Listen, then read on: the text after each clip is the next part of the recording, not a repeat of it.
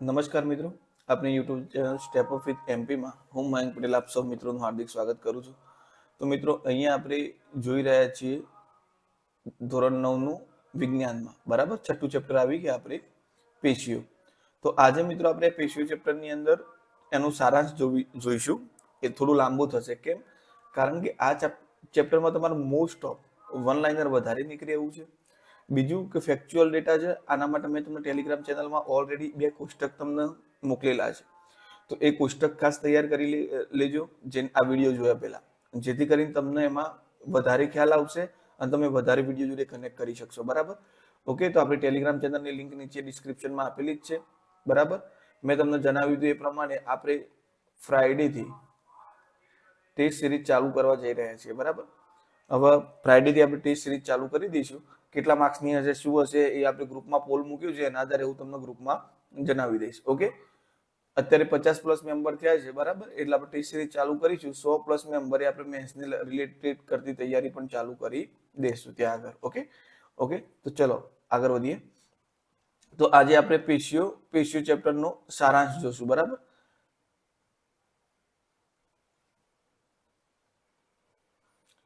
Okay, પહેલો જ પ્રશ્ન, પેશી એટલે શું? તો જો મિત્રો, કોષો ભેગા થઈ શું બનાવો?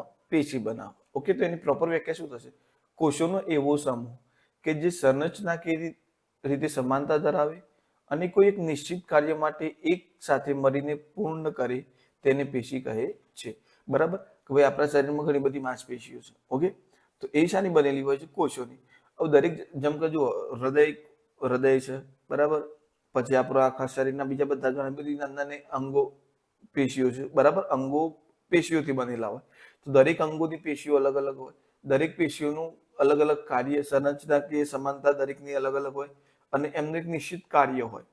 તો આ એવા પ્રકારના કોષો ભેગા મળી, બરાબર, કે જેમની સંરચના કે સમાનતા હોય, સમાન હોય, એવા કોષો ભેગા થઈને કોઈ નિશ્ચિત કાર્ય કરતા હોય એક સાથે મળીને, એને શું કહેવાય છે? પેશીઓ કહેવાય છે.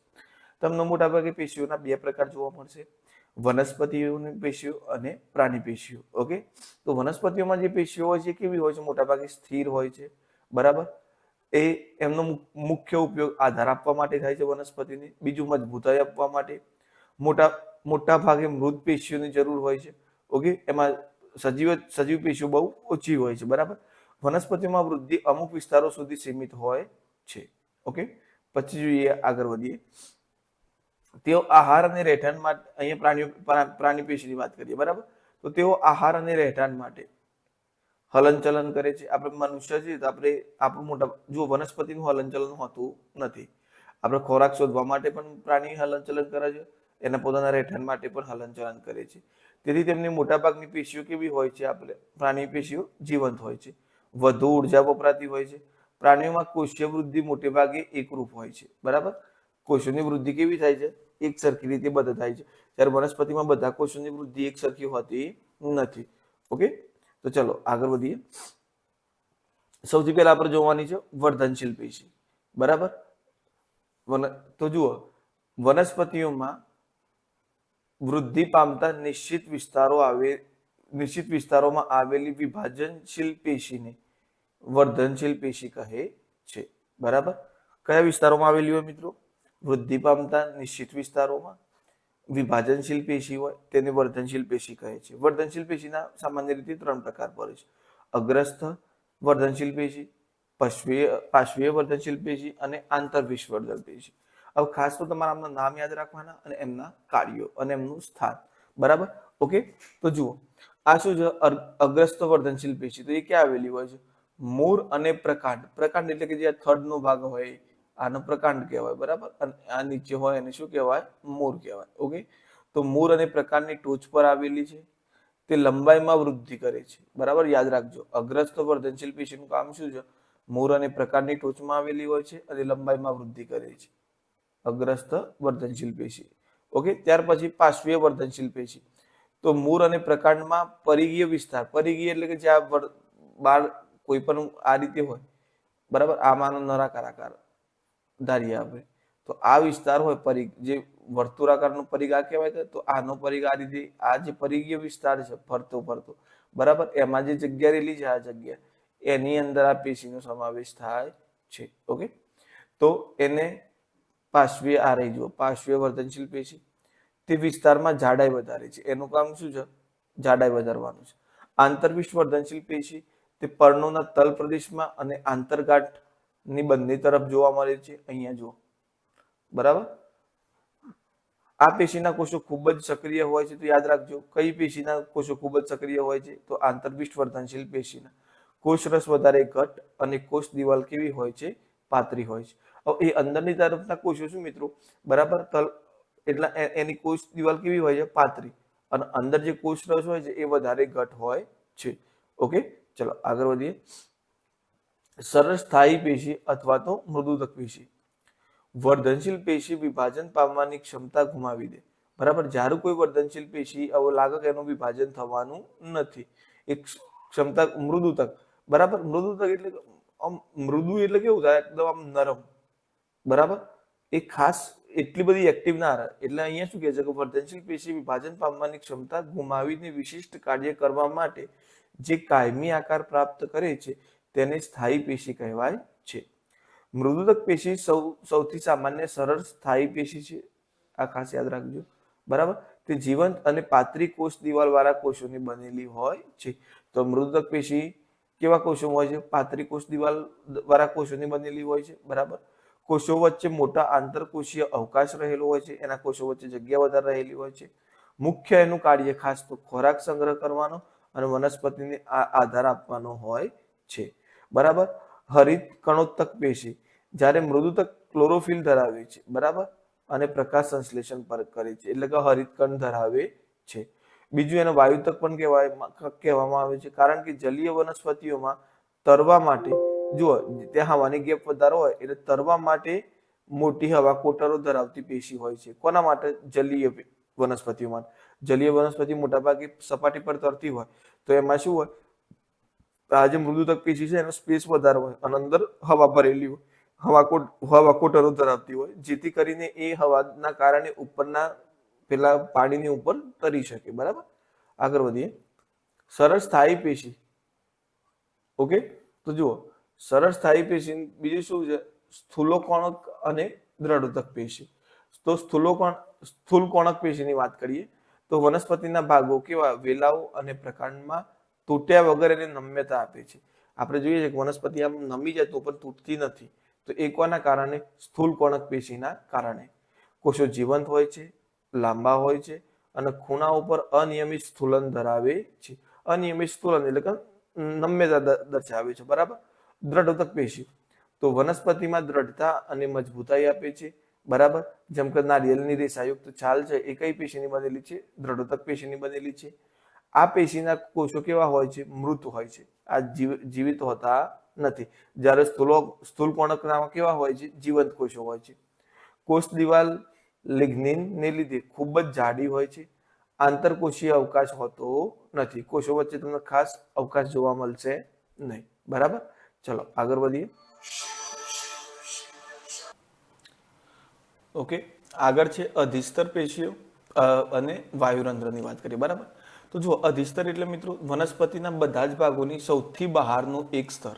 બરાબર, અધિસ્તર પેશી એટલે કે વનસ્પતિના બધા જ ભાગોનું સૌથી બહારનું એક સ્તર. શુષ્ક વસાહતો. શુષ્ક વસાહત એટલે કે સૂકા વિસ્તારો, એટલે કે ઉદાહરણ તરીકે રણ પ્રદેશ. બરાબર, રણ પ્રદેશ. રણ પ્રદેશમાં આ જે બહારનું સ્તર છે ને એ થોડું જાડું હોય છે. એ કેટલા માટે જાડું હોય? કે જે પાણી ગુમાવવાની સામે રક્ષણ આપે છે. કારણ કે વનસ્પતિ બાષ્પોત્સર્જનની ક્રિયા કરે પાણી ગુમાવે છે. ઓકે, તો આ જ્યારે પાણી ગુમાવે છે, ઓકે, તો એ વનસ્પતિઓ જ્યારે રણ પ્રદેશમાં હોય મિત્રો, ત્યારે એમની જોડે પાણી ઓછું હોય એટલે એમના પર ક્યુટીનનું આવરણ આવેલું હોય. ક્યુટીનના આવરણના કારણે એ વધારે પડતું પાણીનો વ્યય વધારે પડતું પાણીનો વ્યય કરતા નથી. ઓકે, ત્યાર પછી વાત કરીએ વાયુરંધ્ર. પર્ણના અધિસ્તરમાં આવેલ નાના નાના છિદ્રો. બરાબર, તો જુઓ તમે અહીંયા નાના નાના છિદ્રો દેખાય છે. બરાબર, તે વૃક્કાકાર એટલે કે મૂત્રપિંડ આકારના બે રક્ષક કોષો. તો જુઓ, આ એક આ બીજું, બે રક્ષક કોષો દ્વારા આવરિત હોય છે. વાતાવરણના વાયુનો વિનિમય અને બાષ્પોત્સર્જન દ્વારા પાણી ગુમાવવું આમનું કાર્ય. તો જુઓ મિત્રો, જ્યારે હવા ભરાશે ને એટલે આ ફૂલાશે, એટલે અંદર હવા ઓક્સિજન અંદર પ્રવેશ કરશે, પછી આની અંદરથી છે ને પાણી ખાલી થશે એટલે આ સંકોચાઈ જશે, પાણી ભરાશે એટલે ફૂલશે, પાણી ખાલી થશે એટલે સંકોચી જશે. આ રીતે ખોલબંધ થશે, બરાબર. અને એ જ વખતે બાષ્પોત્સર્જનની ક્રિયા પણ થશે અને અંદર હવાની આપલે પણ થશે. ઓકે, એટલે આ જ્યારે પાણી ભરાય ખાલી થાય એમાં બાષ્પોત્સર્જન થાય છે અને વનસ્પતિમાંથી પાણી વાતાવરણમાં જાય છે. ઓકે, તો આ ઇન ડેપ્થ તમારા 10મામાં આવશે, પણ હાલ પૂરતું આનું કાર્ય યાદ રાખજો કે વાયુનું વિનિમય કરે છે, એટલે કે અંદર જરૂરી વાયુને અંદર પ્રવેશવા દે છે, કાર્બન ડાયોક્સાઇડને અંદર પ્રવેશીને ઓક્સિજન બહાર કાઢે છે. ઓકે, અને બાષ્પોત્સર્જન દ્વારા પાણી ગુમાવવાનું કાર્ય કોણ કરે છે? વાયુરંધ્રો કરે છે. તો જો અહીંયા આપણે હાલ ચર્ચા કરી કે ભાઈ રણ પ્રદેશની વનસ્પતિઓ અધિસ્તર પર ક્યુટીનનું લેપન શા માટે હોય છે?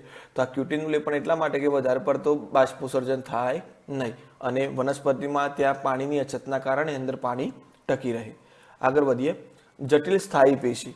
ઓકે, તો આની અંદર બે પેશીઓનો સમાવેશ થાય છે, જલવાહક પેશી અને અન્નવાહક પેશી. તો જુઓ, એક કરતાં વધારે પ્રકારના કોષોની બનેલી અને સાથે મળીને એક સમાન કાર્ય કરતી પેશીને જટિલ સ્થાયી પેશી કહે છે. એમાં પહેલી છે જલવાહક પેશી. એનું કાર્ય શું? તો પાણી અને ખનિજ ક્ષારોનું મૂળથી ઉપર તરફ વહન કરે છે. એના ઘટક શું છે? તો અંદર જલવાહિની આવેલી હોય, જલવાહક મૃદુતક અને જલવાહક તંતુઓ. મોટાભાગના કોષો કેવા હોય છે? મૃત હોય છે. અન્નવાહક પેશીની વાત કરીએ. જુઓ, વનસ્પતિની અંદર પેશીઓથી કામ થઈ જશે, જ્યારે આપણી અંદર અંગો હશે, બરાબર. કારણ કે આપણી રચના થોડી જટિલ છે, એટલા માટે આપણી જે પેશીઓ ખરી ને એ ભેગા થઈને અંગ બનાવશે. જો આપણે વહન માટે કેવું હોય છે? તો વહન માટે આપણી અંદર નસો હોય છે અને જ્યારે આની અંદર શું હોય છે? આખી પેશીઓ હોય છે.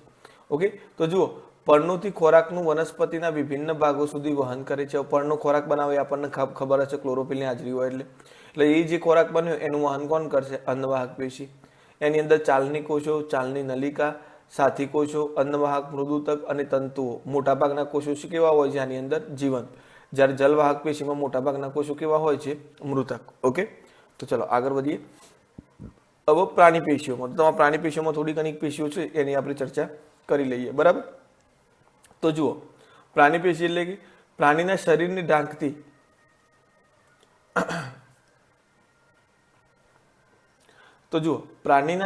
ઢાંકતી કે બાહ્ય આવરણ સ્વરૂપે રક્ષણ આપતી પેશીઓને અધિચ્છદ પેશી કહે છે. તો જુઓ, કોષો એકબીજા સાથે ચુસ્ત રીતે જોડાઈને સરળ સ્તર બનાવે છે. આંતરકોષીય અવકાશ હોતો નથી. કોષો વચ્ચે વનસ્પતિમાં જેટલો અવકાશ હોય છે એટલો આમાં અવકાશ હોતો નથી. આ ત્વચાની ફરતી, મતલબ આપણી સ્કિનની જે પેશીઓ છે, પછી મોઢાની અંદર જે અસ્તર છે, રુધિરવાહિનીઓ એટલે આપણી શરીરની નસો ફરતી, ફેફસાના વાયુ કોષ્ટકો જે ફુગ્ગા જેવી રચના ધરાવે છે, બરાબર, વગેરેમાં આ કોષ જોવા મળે છે. હવે એના 3 પ્રકાર છે: લાદીસમ, સ્તંભાકાર અને ઘનાકાર. તો આ તમે જોઈ શકો છો. લાદીસમ, લાદીઓ મૂકી હોય ને, આ લાદીઓની એકબીજા ઉપર પરત કરી હોય એવી સ્ત્રુત લાદીસમ, બરાબર. આ સ્તંભાકાર, બરાબર. ઓકે, અને આ છે ઘનાકાર. હવે લાદીસમ ક્યાં જોવા મળે? તો ખૂબ જ પાતળા અને ચપટા હોય છે અને અન્નનળીનું સ્તર બનાવે છે. આ જે લાંબા સ્તંભ જેવી રચનાઓ છે આ તમારા આંતરડામાં જોવા મળે, બરાબર. ઓકે, અને કેટલી વાર પક્ષમલ એટલે કે ખોટા પગ. આ જુઓ, પક્ષમલ એટલે ઉપર દેખાય તમને. આ શું કામ હોય મિત્રો? તો જે ખોરાકનું પાચન કરવાનું હોય, તો ખોરાકનું થોડી વાર માટે પાચન કરવા માટે એની અંદર થોડી વાર માટે ખોરાકનું અહીંયા હોલ્ડ કરી રાખે, બરાબર. ઓકે, તો આંતરડાના અસ્તરમાં એ હોય અને ઓકે, અને અહીંયા જો કેટલીક વાર પક્ષમલ ધરાવે છે. એટલે મોટાભાગે અહીંયા જો પક્ષમલનું કામ શું? કારણ કે પક્ષમલની મદદથી જ આપણું આંતરડું ખોરાકનું શોષણ કરી શકે છે. મતલબ અંદરથી જે જરૂરી પ્રોટીન કે જે વસ્તુની જરૂરી હોય એની બધાનું શોષણ કરી શકશે. આગળ છે ઘનાકાર. તો મૂત્રપિંડ નલિકાઓને યાંત્રિક આધાર આપવાનું કામ કરે છે, બરાબર. આ ખાસ યાદ રાખજો. ઘનાકાર જે અધિચ્છદીય પેશી છે એનું કામ શું? તો મૂત્રપિંડ નલિકાઓને યાંત્રિક આધાર આપવાનું કામ કરે છે. જો મિત્રો, અહીંયા આપણે છે ને ઉપર છેલ્લું જે ટૂંકા પ્રશ્નોના અનુરૂપ છે એની ચર્ચા જ આપણે કરીશું, બરાબર. આગળ જે સંયોજક પેશી, રુધિર અને અસ્થિની અંદર. તો જુઓ, સંયોજક પેશી, તો જે પેશીના કોષો છૂટાછવાયા અને આંતરકોષીય આધારક દ્રવ્યમાં ઘૂંપેલા હોય તેને સંયોજક પેશી કહે છે. આવી પેશીઓનો એક આધારક દ્રવ્ય હશે, બરાબર. જેમ કે બ્લડની અંદર આપણે રુધિરની વાત કરીએ, બરાબર, તો રુધિર રસ હોય, રુધિર રસની અંદર બધી પેશીઓ હશે. અસ્થિની વાત કરીએ તો કેલ્શિયમનું આપણે અને ફોસ્ફેટનું એક દ્રવ્ય બનેલું હોય, એની અંદર આ બધા આ બધી પેશીઓ હોય છે. તો જુઓ આની અંદર આધારક બંનેમાં હશે. આધારક તો જુઓ રુધિરમાં પ્રવાહી આધારક દ્રવ્યો તરીકે શું હોય છે? રુધિર રસ હોય છે. બરાબર. એની અંદર કયા કોષો આપેલા હોય છે? તો લાલ રુધિર કોષો આરબીસી, શ્વેત રુધિર કોષો ડબ્લ્યુબીસી અને ત્રાક કણો આવેલા હોય છે. ત્રાક કણો આપણને શું કરે? કોઈ પણ વાગ્યું હોય તો આ એની લોહી બંધાઈ જાય છે એના ઉપર. બરાબર. ફટાફટ એની રક્ષા કરવાનું કામ, સૈનિક કોષો પણ કહેવાય એને. બરાબર. રક્ષા કરવાનું કામ કરે છે. વાયુ અને પોષક દ્રવ્યોનું વહન કરે છે. તો આપણને ખબર છે કે આપણું જે બ્લડ છે એની અંદર આપણે જે શ્વાસમાં ઓક્સિજન લીધું એનું વહન થાય છે. બીજું કે જે આપણે ખાઈએ છીએ અને એમાં જે પોષક દ્રવ્યો મળે છે એ પણ આપણા રુધિર કોષો એટલે કે રુધિરમાં જે કોષો રહેલા છે એ એનું વહન કરે છે. અહીંયા અસ્થિ એટલે કે હાડકાની વાત થાય છે. તો શરીરનું હાડપિંજરનું નિર્માણ કરી આધાર આપે છે. મજબૂત અને કઠણ પેશી છે. એનું આધારક દ્રવ્ય કયું છે? કેલ્શિયમ અને ફોસ્ફેટનું બનેલું હોય છે. એટલે કે અહીંયા હાડકાની વાત છે. બરાબર. ચલો આગળ વધીએ. અન્ય સંયોજક પેશીઓ તો કાસ્થી. તો મિત્રો આ અસ્થિ અને કાસ્થીમાં ફરક યાદ રાખજો. અસ્થિ એટલે કે જે હાડકાનો રોલ હોય એમાં. બરાબર. અને કાસ્થી એટલે તે હાડકાનો રોલ ના હોય પણ મજબૂતાઈ હોય. જેમ કે કાનમાં કોઈ હાડકું નહીં તો કાનનો આકાર આપણું જળવાઈ રહે છે. બરાબર. તો જુઓ કાસ્થી શાની બનેલી હોય? પ્રોટીન અને શર્કરાનું બનેલું આધારક દ્રવ્ય હોય. બરાબર. સાંધાઓને લીસા બનાવે છે. દાખલા તરીકે કાન, નાક, શ્વાસ નળી. બરાબર.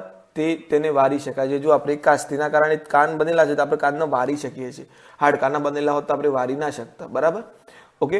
ત્યાર પછી તંતુ ઘટક પેશી. ત્વચા અને સ્નાયુઓ વચ્ચે ખાલી જગ્યા ભરે છે. આપણી જે સ્કિન છે અને એના નીચે સ્નાયુઓ છે એનો જે ખાલી જગ્યા હોય છે ત્યાં તંતુ ઘટક પેશી આવેલી છે. બરાબર. અને આપણા શરીરના આંતરિક અંગોને આધાર આપે છે. બરાબર. આગળ છે મેદપૂર્ણ પેશી. ચરબીનો સંગ્રહ કરતી પેશી કહેવાય. બરાબર. ત્વચાની નીચે અને આંતરિક અંગોની વચ્ચે હોય છે. ઉષ્મા નિયમનનું કાર્ય કરે છે. આપણા શરીરનું ટેમ્પરેચર જાળવવાનું કામ કઈ પેશી કરે છે? તો મેદપૂર્ણ પેશી કરે છે. ઓકે. તંતુ ઘટક પેશી શું કરે છે? આંતરિક અંગોને આધાર આપે છે. બીજું ખાસ યાદ રાખજો કાસ્થી. તો એ ક્યાં જોવા મળે છે? શ્વાસ નળી, નાક અને કાનની અંદર જોવા મળે છે. જુઓ આ નીચે ખાસ નોંધ રહી યાદ રાખજો. અસ્થિબંધ હોય ને મિત્રો, લિગામેન્ટ જે કહેવાય. અસ્થિબંધ બે હાડકાને જોડે છે જ્યારે સ્નાયુબંધ હાડકા અને સ્નાયુઓને જોડે છે. ઓકે. આગળ વધીએ. સ્નાયુ પેશી. તો જુઓ આ પેશી લાંબા કોષોની બનેલી છે જે સંકોચનશીલ પ્રોટીન ધરાવે છે. હવે જુઓ સ્નાયુની પેશીઓ ને એટલે એના સમયાએ સંકોચિત થવું પડે, સમયાએ લાંબુ પણ થવું પડે. આપણા હાથનું મુવમેન્ટ કરાવીએ છીએ. બરાબર. તો એની અંદર સ્નાયુના લીધે આપણે મુવમેન્ટ કરી શકીએ છીએ. તો આ જે સ્નાયુ પેશી છે બરાબર એ શું કરે છે? તો ઐચ્છિક સ્નાયુઓ ધરાવે છે. તો આપણી ઈચ્છા અનુસાર હલનચલન કરે છે. બરાબર. આપણી ઈચ્છા અનુસાર હલનચલન કરે છે. હાથ પગના સ્નાયુ કોષો લાંબા હોય છે, નળાકાર આકારના હોય છે અને બહુકોષ કેન્દ્રીય હોય છે. બરાબર. આગળ છે અરેખિત અને અનૈચ્છિક સ્નાયુઓ. તો સ્વયં સંચાલિત હલનચલન હોય છે. એ આપણી ઈચ્છા પ્રમાણે હલનચલન કરતા નથી. બરાબર. અન્નનળી, આપણે અન્નનળીમાં એવું ના કરીએ કે હું ખાવાનું ખાઉં આટલા સુધી પહોંચી જાય ને પછી અટકી જાય. તો આપણે જેવું અહીંયા ઉતાર સુધી સીધું જઠરમાં જઈને જ ઊભું રહેશે. બરાબર. તો આ જે સ્વયં સંચાલિત હલનચલન છે અન્નનળીમાં જોવા મળે છે અને આંખની કીકીમાં. બરાબર. ઓચંતાનો પ્રકાશ પડે તો કીકી પોતાનું કદ નાનું કરી દેશે. બરાબર. પ્રકાશ ઓછો હોય તો કીકી પોતાનું આંખનું કદ મોટું કરી દે, કીકીનું કદ મોટું કરી દેશે. તો આ બધી કેવી છે? બરાબર. તો આ બધી અનૈચ્છિક સ્નાયુઓનો ભાગ છે. બરાબર. ઓકે. અને કોષોનો આકાર કેવો હોય છે? આમાં કેવો હતો? નળાકાર. અને આમાં કેવો હોય છે? ત્રાકાકાર. ત્રાકાકાર એટલે થોડું ત્રિકોણ ટાઈપ જેવો આકાર હોય છે એટલા માટે. અણિયારો. અને આ કેવી હોય છે? એક કોષ કેન્દ્રીય હોય છે. ત્યાં જુઓ આમાં તમે જોઈ શકો છો આકૃતિમાં આ બહુકોષ કેન્દ્રીય બતાવેલી છે. બરાબર. અહીંયા કેટલા કોષ હોય છે? એક કોષ હોય છે. બીજું હૃદ સ્નાયુ, હૃદયના, સોરી અહીંયા રદ લખાયું છે, હૃદય. તો હૃદયના સ્નાયુઓ જે જીવન પર્યંત લયબદ્ધ સંકોચન શિથિલન, આપણું હૃદય જે ધબકારા થાય છે સંકોચન શિથિલન, સંકોચન શિથિલન.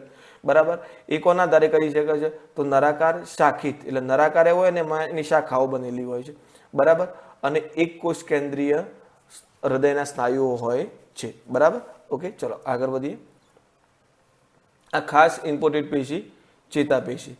તો ઉત્તેજનાને ઓળખી તેના પ્રત્યે ઝડપથી પ્રતિચાર આપી પેશીને ચેતાપેશી કહે છે.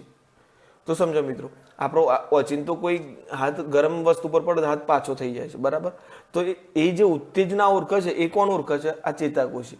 આપણી સ્કિનમાં અહીંયા એના આર્યા શિખાતંતુઓ જોડાયેલા હોય. હવે કોઈ બી મેસેજ હશે ને સૌથી પહેલા આને મળશે. અહીંયાથી એ મેસેજ અહીંયા પહોંચતો છેક ક્યાં સુધી જશે? ચેતાંતો સુધી જશે. હવે આ અહીંયાથી બીજો પાછો કોષ ચાલુ થશે, આના પાછળ બીજો આવો ચેતાકોષ હશે, બરાબર. અને આ વચ્ચેની ગેપ હશે એને શું કહેવાય છે? ચેતોપાગમ, બરાબર. તો આ એક રાસાયણ છોડશે અંદરથી, એ રાસાયણ ફરીથી આના શિખાતંતુઓ પકડશે અને ફરીથી મેસેજ આગળ મોકલશે. વિચાર કરો આ ક્રિયા કેટલી ઝડપી થતી હશે. અહીંયાથી મેસેજ મળ્યો આને કે ભાઈ આ સંવેદનશીલ પેશીઓ હોય, બરાબર. તો અહીંયાથી મેસેજ મળ્યો કે ભાઈ વસ્તુ ગરમ છે, એ અહીંયા પહોંચ્યો, અહીંયાથી આગળ અહીંયા બંને વચ્ચે ગેપ હોય, ચેતોપાગમમાં ગયો, એથી પાછું આગળ રસાયણ આને લીધું, એને ફરીથી ઉર્જાવિક તૈયાર કર્યો, એ પાછું આગળ ગયો. આ 10મા ડીપમાં ભણવાનું આવશે તમારે, બરાબર. તો આ રીતે ચેતાકોષો કાર્ય કરે છે. તો ચેતાપેશીના કોષોને ચેતાકોષ કહે છે. ચેતાકોષની રચના કોષકાય, કોષ કેન્દ્ર અને કોષરસ ધરાવે છે. આ એનું કોષ કેન્દ્ર રહ્યું, બરાબર. અને આ કોષરસ અહીંયા. પછી શિખાતંતુ કોષકાયમાંથી નીકળતા ટૂંકા અને શાખિત પ્રવર્ધો જેવી રચના ધરાવે છે, બરાબર. આ રહ્યા શિખાતંતુ. ત્યાર પછી અક્ષતંતુ, આને શું કહેવાશે? અક્ષતંતુ. ઓકે. એક લાંબો પ્રવર્ધ જે સંદેશાનું વહન કરે છે. ચેતાકોષ 1 મીટર સુધી લાંબો હોઈ શકે છે, જે ચેતા ઉર્મિવેગનું વહન કરે છે, બરાબર. આ આપણી નર્વસ સિસ્ટમનો મુખ્ય ભાગ છે. ઓકે. આપણા મગજ, કરોડરજ્જુ એની સાથે જોડાયેલો હોય છે. કારણ કે જો કોઈ પણ વસ્તુ આપણે સ્પર્શ કરીએ છીએ, બરાબર, તો એના પ્રત્યે પ્રતિચાર આપવા માટે જો ફટાફટ પ્રતિચાર આપવાનો હોય તે કરોડરજ્જુથી આપશે. અને અમુકમાં જે આપણી ઈચ્છા પ્રમાણે, જેમ કે તમે વિચારો છો કે ભાઈ મારે અહીંયાથી નમીન પથ્થર લેવો છે, બરાબર. પછી તમે પથ્થર થોડી વાર હાથમાં પકડી રહ્યા, પથ્થર તમને ભારે લાગે છે, તો અહીંયા ભારે લાગે છે એ બધી માહિતી મગજ સુધી કોણ પોકારશે? તો આ ચેતાપેશી પોકારશે, બરાબર. આમાં મગજનો સક્રિય રોલ હશે. અચાનક જો તમારી વસ્તુ હાથ કોઈ ગરમ વસ્તુ પર પડે છે તો તમે ફટ દઈને એને પાછો લઈ લો છો, બરાબર. તો અહીંયા કોનો સક્રિય રોલ હશે? કરોડરજ્જુનો. અહીંયા મગજનો સક્રિય રોલ આવશે નહીં. ઓકે. કરોડરજ્જુ એક મગજના મોનિટર તરીકે કાર્ય કરશે. ભાઈ એને એનું કામ એને સોંપી દીધું છે. જેમ ક્લાસમાં શિક્ષક એક કામ મોનિટરનું સોંપી દે એમ કે ભાઈ ઇમરજન્સી કોઈ ના હોય ત્યારે સંભાળી લેવાનું. તો જ્યારે અચાનક કોઈ અણિયારી વસ્તુ પર હાથ પર તો એ વખતે કરોડરજ્જુ જ મેસેજ આપી દે છે કે ભાઈ આપણને નુકસાન પહોંચાડે છે, તમે અહીંથી હાથ પાછો ખેંચી લો. એ આપણે 10મામાં જ્યારે આવશે એ વખતે આપણે જોઈશું.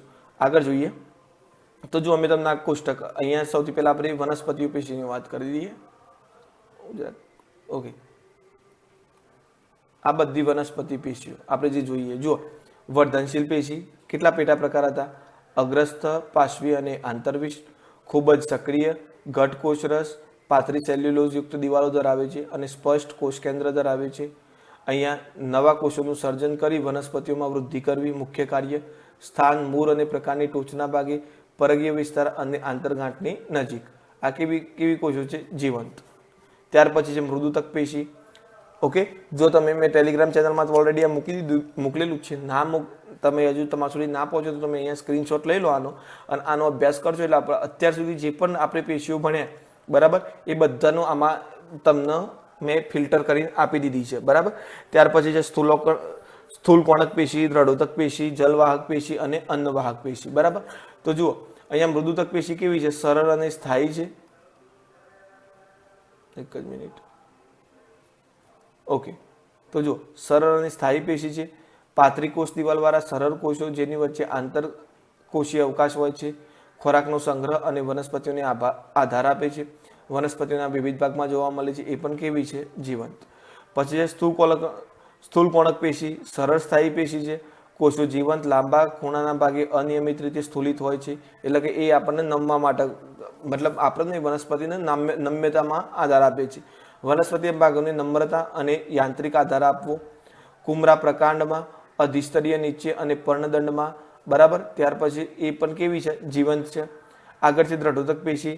એ પણ સરળ સ્થાયી પેશી છે. લાંબા, સાંકડા અને લિગ્નિનયુક્ત જાડી દિવાલ ધરાવતા કોષો. આનું કામ વનસ્પતિને મજબૂતાઈ અને સખતપણું આપવાનું છે. પ્રકાંડમાં, વાહિપુલ નજીક, પર્ણોની શિરાઓમાં, બીજ અને ફળોની સખત છાલમાં આ પેશી હોય છે અને આ પેશી મજબૂતાઈ આપવાનું કામ કરે છે. અને કેવી પેશી છે? મૃત પેશી. ત્યાર પછી છે જલવાહક પેશી. જટિલ સ્થાયી પેશી કહેવાય છે. જલવાહિનીકી, જલવાહિની, જલવાહક મૃદુતક અને જલવાહક તંતુઓ ધરાવે છે. પાણી અને ખનિજના ક્ષારોનું ઉધ્વ તરફ, ઉધ્વ એટલે કે નીચેથી ઉપરની તરફ વહન કરે છે. વનસ્પતિઓના વાહિપુલોમાં હોય છે. મોટાભાગે કોષો કેવા હોય છે? મૃત. એમાં ખાલી જે મૃદુતક હોય છે એના અંદર જલવાહકની અંદર મૃદુતક સિવાય બાકી બધાના કોષો કેવા હોય છે? મૃત કોષો હોય છે. આગળ જોઈએ અન્નવાહક પેશી. તો અન્નવાહક પેશીમાં મોટાભાગે તમને અહીંયા કોઈ જુઓ, આમાં અન્નવાહક પેશી છે મિત્રો, એ જટિલ સ્થાયી પેશી છે અને આની અંદર તમારા કેવા હશે? જીવંત હશે કોષો, બરાબર. ખાલી તંતુઓ કોષો સિવાય જીવંત હશે, જ્યારે જલવાહક પેશીમાં મૃતક હતા, બરાબર. બીજું કે ચાલની નલિકા, સાથી કોષો, અન્નવાહક મૃદુતક અને અન્નવાહક તંતુઓ ધરાવે છે. ખોરાકનું પર્ણોથી વનસ્પતિના અન્ય ભાગો સુધી વહન કરે છે, બરાબર. આ પર્ણોથી અન્ય ભાગો તરફ વહન કરે છે, જ્યારે પેલું મૂળથી ઉપરની તરફ વહન કરે છે, બરાબર. વનસ્પતિના વાહિપુલોમાં, ઓકે. ત્યાર પછી એના કોષો કેવા હોય છે? જીવંત, ઓકે. તો આનાથી તમારા ઘણા બધા ક્વેશ્ચનનો સોલ્યુશન તમને આ જ કોષ્ટકની અંદર મિત્રો મળી રહેશે. આગળ વાત કરીએ પ્રાણી પેશી માટે. તો જુઓ, પ્રાણી પેશીમાં ખાસ 3 યાદ રાખવાની છે: અધિચ્છદ પેશી, રુધિર પેશી અને ચેતાપેશી. અધિચ્છદ પેશી કેવી હોય છે? તો લાદીસમ હોય છે, સ્તંભીય હોય છે, બરાબર. જ્યાં સ્તંભી હોય છે, અમુક વાર પક્ષમલ પણ હોય છે અને ઘનાકાર. એકબીજા સાથે સતત જોડાઈને સરંગ આવરણ બનાવતા ચપટા કે સ્તંભ જેવા કોષો. શરીરના અંગોને ઢાંકવું અને રક્ષણ આપવું. ત્વચા, મોંનું અસ્તર, રુધિરવાહિનીનું અસ્તર અને ફેફસાના વાયુકોષ્ઠોમાં આના કોષો. જુઓ, આપણે તો લગભગ બધા કોષો કેવા હશે? જીવંત. પ્રાણીઓની અંદર બધા કોષો તમને કેવા જોવા મળશે? જીવંત. આગળ છે રુધિર પેશી, સંયોજક પેશી છે, બરાબર. પ્રવાહી આધારક દ્રવ્ય હોય છે. લાલ અને શ્વેત રુધિર અને ત્રાકકણો હોય છે.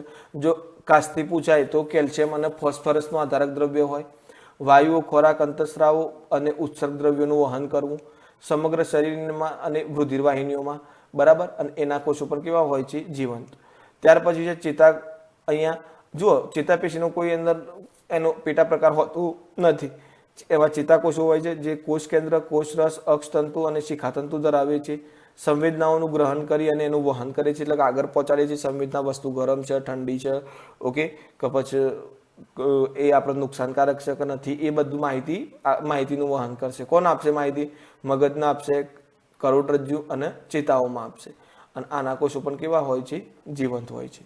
ઓકે મિત્રો, તો અહીંયા આપણે આ ચેપ્ટરનું ઓલમોસ્ટ સારાંશ પૂરો થયો. થોડો લાંબો ચાલ્યો બીજા બધા ચેપ્ટર કરતાં, પણ અહીંયા આમાંથી ટૂંકા પ્રશ્નો વધારે પૂછાવાની શક્યતાઓ છે, એટલા માટે અને આ ક્વેશ્ચન પણ વધારે થશે. એટલે મે બી એવું થાય કે આ ચેપ્ટરનો એક વિડીયો થોડો વધારે પણ આવે.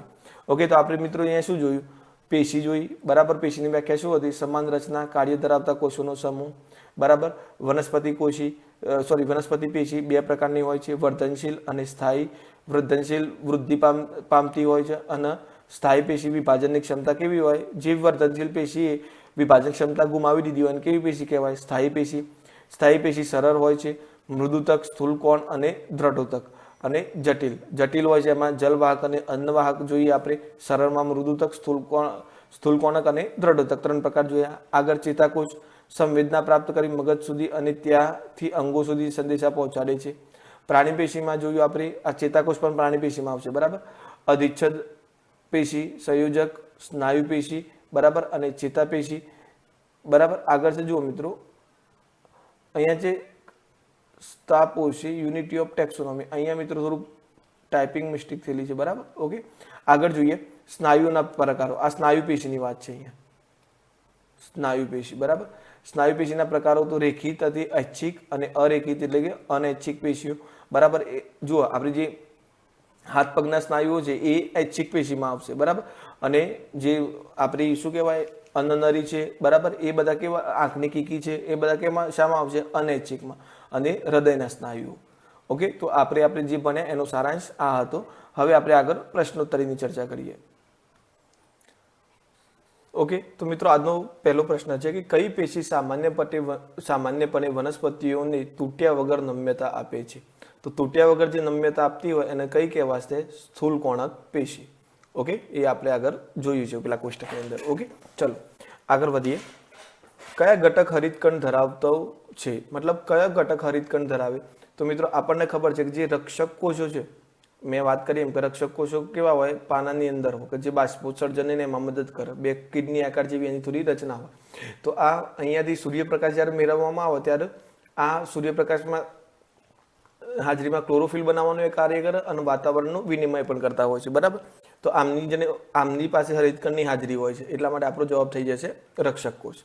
આગળ વધીએ. 1 મીટર સુધી લંબાઈ ધરાવતો કોષ. તો આપણને ખબર છે કે આપણા શરીરનું સૌથી લાંબો કોષ, અંગ નહીં પૂછ્યું મિત્રો, કોષ, તો એ કોષ કયો છે? ચેતાકોષ, જે 1 મીટર સુધીની લંબાઈ પણ ધરાવે છે.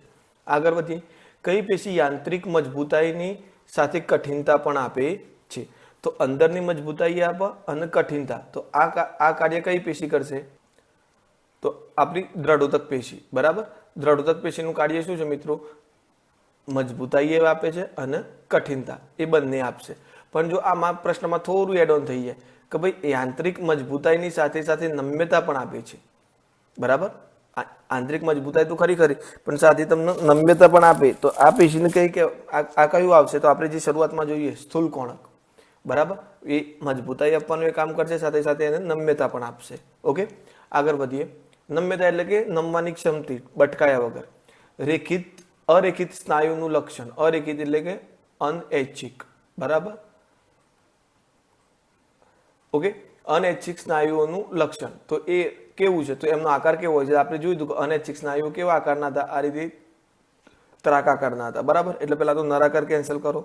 બીજું લાંબા હતા, બંનેમાં લાંબા. આપણે જોયું હતું કે જ્યાં નરાકાર હતા ને એ બહુ કેન્દ્રીય હતા, પણ આ જે ત્રાકાકાર હતા એ કેવા હતા? એક કોષ કેન્દ્રીય હતા.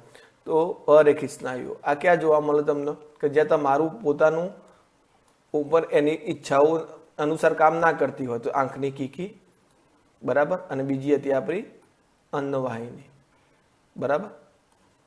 અન્નવાહિની એટલે કે સોરી અન્નનળી આપણી ભાષામાં કહીએ તો અન્નનળી. ચલો આગળ વધીએ. કઈ પેશી હવાઈ અંગોમાં અધિસ્તરની તરત જ નીચે ગોઠવાયેલી હોય છે? બરાબર. હવાઈ અંગોમાં અધિસ્તરની તરત જ નીચે ગોઠવાયેલી પેશી, બરાબર. તો આની અંદર પણ આવશે જવાબ સ્થૂલ કોણક પેશી. ઓકે, જે હવાઈ અંગો એટલે વનસ્પતિના જે ઉપરના અંગો છે, બરાબર, એના અધિસ્તરની તરત જ નીચે જેનું સ્થાન છે એ કઈ પેશી છે? સ્થૂલ કોણક પેશી. આગળ વાત કરીએ. અસ્થિ પેશીના આધારકમાં જોવા મળતા મુખ્ય ખનિજ કયા છે? તો જુઓ, આપણે બે પેશી જોઈ હતી જેમાં આધારકની જરૂર પડતી હતી. તો એક તો બ્લડની અંદર રહેલા WBC, RBC, એમનો આધારક પેશી હતું રુધિરરસ.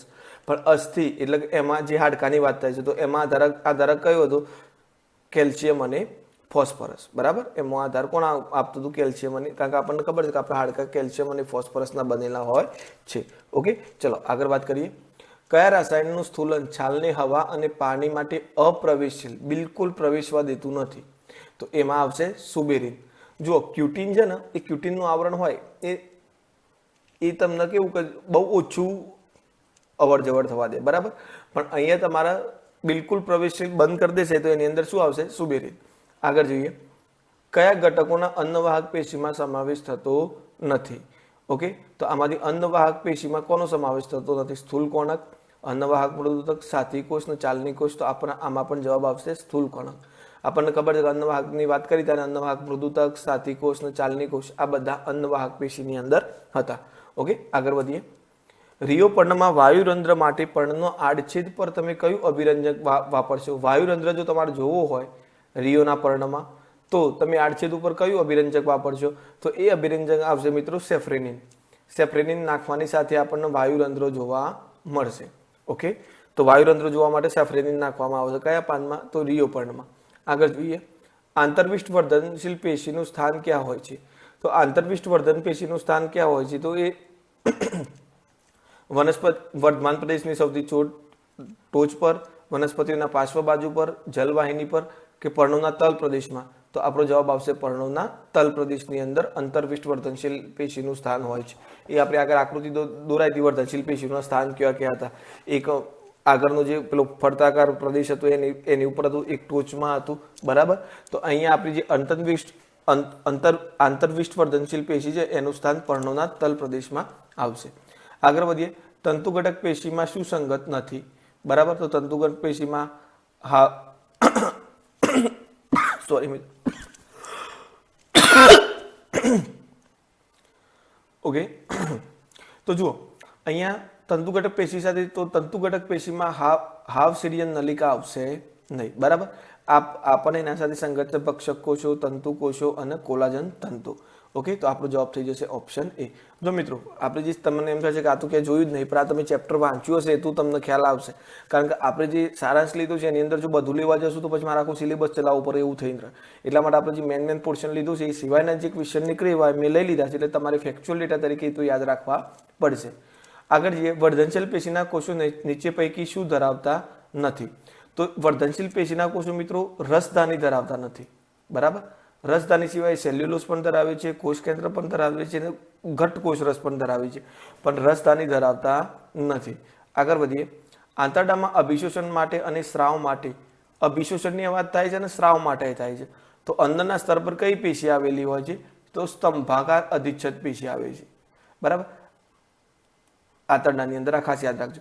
અમે તમને વાત કરી હતી કે આ સ્તંભાકાર અમુક ટાઈમ પક્ષમલ ધરાવે છે, બરાબર. પણ એમાં મેં તમને થોડી મારી મિસ્ટેક થઈ હતી મિત્રો, મેં તમને કીધું આંતરડાની અંદર, પણ પક્ષમલમાં મારા થોડી સમજવામાં મિસ્ટેક હતી.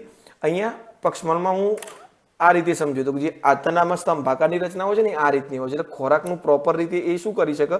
સરફેસ પૂરું પાડી શકે અને એનું અભિશોષણ કરી શકે, બરાબર. આંતરડા. પણ પક્ષમલનો અર્થ એ નહીં થતો. પક્ષમલ એટલે કેવું કે જે સ્તંભાકાર ઉપર આ રીતે નાના નાના જે વાળની રચના હોય ને, નાના નાના રોમ હોય એની વાત છે. અને આ જનરલી આપણને શ્વાસ નળીની અંદર જોવા મળે છે. ક્યાં જોવા મળે છે? શ્વાસ નળીની અંદર. એટલે એ થોડું કરેક્શન કરી લેજો, બરાબર. આગળ વધીએ, આસ્થિ કયા પ્રકારની પેશી છે? તો આસ્થિ સ્નાયુ પેશી છે, અધિચ્છદ પેશી છે, ચેતા પેશી છે કે સંયોજક? તો આસ્થિ આપણને ખબર છે કેવી પેશી છે? સંયોજક પેશી. ઓકે, બે સંયોજક પેશી હતી, એક આસ્થિ અને એક રુધિર. ઓકે, તો આસ્થિ આપણી સંયોજક પેશી છે, જે કોના પહેલા આધાર દ્રવ્ય શું છે એનું? ફોસ્ફરસ અને કેલ્શિયમ. આગળ વધીએ, જીવંત યાંત્રિક પેશી એટલે કઈ? બરાબર. તો જુઓ, હરિત કોષકણ, દ્રઢોતક, સ્થૂલ કોણક કે મૃદુતક? તો આ જીવન યાંત્રિકમાં પણ આપણી સ્થૂલ કોણક જ આવશે જવાબ, બરાબર. ચલો આગળ વધીએ, નીચે પૈકી કોનો સમાવેશ શ્વેત રુધિર કણિકા તરીકે થતો નથી? બરાબર. તો શ્વેત રુધિર કણિકા તરીકે ત્રાકકણ અંદર આવશે નહીં. ત્રાકકણ રુધિર કોષો રુધિરની અંદર હોય છે, પણ રુધિર કોષ તરીકે એને ગણવામાં આવતો નથી. આગળ વધીએ, નારિયેળની રેસાયુક્ત છાલમાં આવેલા કોષોની દિવાલ કયો પદાર્થ? તો લિગ્નિનની બનેલી હોય છે. આ IMP છે મિત્રો, બરાબર. ઓકે, તો જે નારિયેળની રેસાયુક્ત છાલમાં આવેલ કોષોની દિવાલ કયો પદાર્થ ધરાવે છે? તો એ લિગ્નિન ધરાવે છે. આગળ, અન્નવાહક પેશીમાં મૃત ઘટક કયો છે? તો આ યાદ રાખજો, આમાં આવશે અન્નવાહક તંતુ. મેં તમને કીધું કે અન્નવાહક પેશી મોટાભાગે જીવંત કોષો ધરાવે છે, પણ એક અપવાદ એમાં અન્નવાહક તંતુ છે કે જે કેવું હોય છે? મૃત હોય છે. આગળ જોઈએ, વનસ્પતિઓમાં અન્નવાહક પેશીનું મુખ્ય કાર્ય શું? તો અન્નવાહક પેશીનું મુખ્ય કાર્ય છે ખોરાકનું વહન કરવું પર્ણોથી વનસ્પતિઓના બીજા અંગોની તરફ. ઓકે, આગળ વધીએ, કઈ પેશી પૂરક પેશી તરીકે આધાર આપવાનું કાર્ય કરે છે? તો પૂરક પેશી તરીકે આધાર આપવાનું કાર્ય કોણ કરશે? મૃદુતક પેશી. આ જે મૃદુતક પેશી કરીને જે વનસ્પતિની છાલ અને જે એના વચ્ચે જે થોડી ગેપ રહેતી હોય છે અંદરની, બરાબર. ઓકે, તો એ જગ્યાએ પૂરક પેશી તરીકે આધાર આપવાનું કાર્ય કરશે, બરાબર. આગળ વધીએ, જલવાહક પેશીમાં જીવંત ઘટક કયો છે? બરાબર. તો જલવાહક પેશીની અંદર મોટા ભાગના ઘટકો કેવા હતા? મૃત ઘટકો હતા, બરાબર. પણ જીવંત ઘટકની વાત કહીએ તો એમાં આવશે જલવાહક મૃદુતક. ઓકે, જલવાહક મૃદુતક ખરો એ જીવંત છે, એના સિવાય બાકી બધા મૃત ઘટક છે. જેમ પેલામાં અન્નવાહક તંતુઓ મૃત છે, એના સિવાય બાકી બધા કેવા છે? જીવંત છે અન્નવાહક પેશીની અંદર. આગળ જઈએ, વાયુરંધ્રને આવનારને બે કોષ કયા છે? તો વાયુરંધ્ર કોણ આવરી લે છે? રક્ષક કોષો. ઓકે, આગળ વધીએ, વિધાન X, જલવાહક અને અન્નવાહક મળીને વાહીપુલનું નિર્માણ કરે છે. તો યસ, આ પણ સાચી છે. વાહીપુલ એટલે કે જે અંદરથી વહન થશે વનસ્પતિની અંદર. બીજું, વાહક પેશીઓ જટિલ પેશીઓ છે, તો એ પણ સાચું છે. એટલે X અને Y બંને સાચા આવશે. ઓકે, તો બસ મિત્રો, આ લેક્ચરમાં આટલા સુધી જ. જો મિત્રો, આ ચેપ્ટર માટે એક તમને ખાસ વસ્તુ કહું, તમને ઓચિંતાનું લાગશે કે આવું તો મેં જોયું જ નથી, અંદરથી પ્રશ્નો આવી જશે, બરાબર. પણ આ ચેપ્ટર તમારે ખાસ તમને કહું ફેક્ટ ડાટા તરીકે તમારે યાદ રાખવાનું છે. ઓકે, થોડું ગોખવું પડે તો ગોખી લેજો. ચાર્ટ બનાવીને આપેલો છે, એના સિવાય તમે તમારી રીતે ચાર્ટ બનાવી શકતા હોય તો પણ બનાવી દેજો, વન લાઇનર ટાઈપનો. બરાબર, આ તમને બહુ હેલ્પફુલ થશે. અને આમાંથી પ્રશ્નો આવશે તો તમને કન્ફ્યુઝન પણ વધારે થશે. એટલે મેં તમને કીધું કે મેં બનાવ્યા છે એ 2 ચાર્ટ તમને યોગ્ય લાગે તો એના સિવાય પણ તમે તમારી રીતે અલગ ફિલ્ટર કરીને ચાર્ટ બનાવી શકો છો. પણ ખાસ બનાવી દેજો મિત્રો, કારણ કે આમાં કેવું છે કે જ્યારે મેથ્સની અંદર પણ બાય ચાન્સ આ ચેપ્ટર આવશે તો જો તમારી જોડે ફેક્ટ ડેટા નહીં હોય તો તમે એ ચેપ્ટરમાંથી કશું લખી શકશો નહીં. ઓકે, તો જે મિત્રો ટેલિગ્રામ ચેનલમાં જોડાયા નથી તો એમને પણ કહું કે નીચે ટેલિગ્રામ બંનેની ચેનલની પણ લિંક આપેલી છે અને ગ્રુપની પણ લિંક આપેલી છે. ઓકે, તો જોડાઈ જજો. આપણે શુક્રવારથી ટેસ્ટ સિરીઝ ચાલુ કરીશું. બરાબર, ઓકે, તો ચલો મળીએ નેક્સ્ટ લેક્ચરની અંદર. ઓકે, જો વિડીયો ગમ્યો હોય તો લાઈક કરી દેજો. તમારી ફીડબેક કોઈ પણ હોય, વિડીયો કેવો લાગે તો કમેન્ટમાં જણાવી દેજો. વિડીયોને શેર કરવાનું ભૂલતા નહીં અને ખાસ ચેનલને સબસ્ક્રાઇબ કરી દેજો. મળીએ નેક્સ્ટ લેક્ચરની અંદર. ઓકે.